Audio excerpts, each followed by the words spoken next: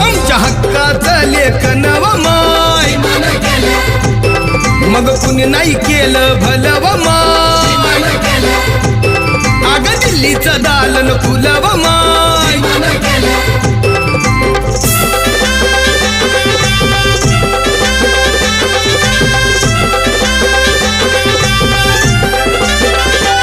तुमच्या पोरानं शाळेत शिकावं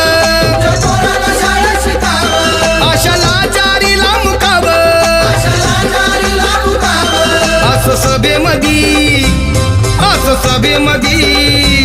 असं सभेमधी भाषण व माय मग कुणी नाही